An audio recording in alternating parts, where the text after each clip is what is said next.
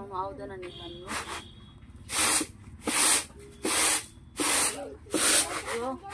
मैले निफानेको यस्तै हो खासै निफानु आउँदैन मलाई सिकाइ गरेको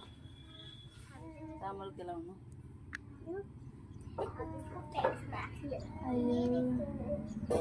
के गर्नु केलाउनु आउँदैन अब बुढी भइसक्यो अनि अहिले प्र्याक्टिस गर्यो भने सिक्लिन्छ कहाँबाट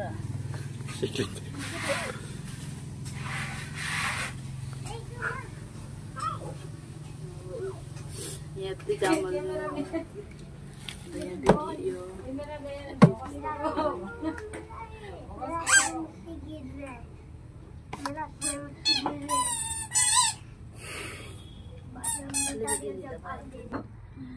धान टिप्दैछ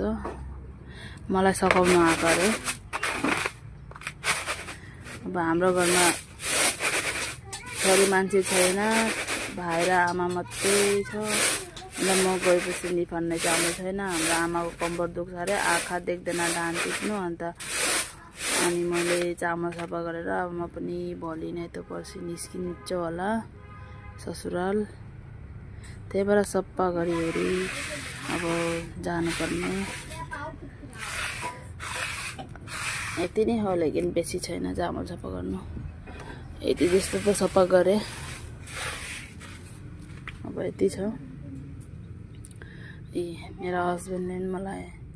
हेल्प गर्नु आएको अरे मद्दत गर्नु स्माइल गरिदेऊ त्यस्तो त स्माइल गर्दैन मेरो हस्बेन्डको स्माइल खासै दामी छ नि फेरि तपाईहरु पनि बियोस होला नि फेरि हेरेर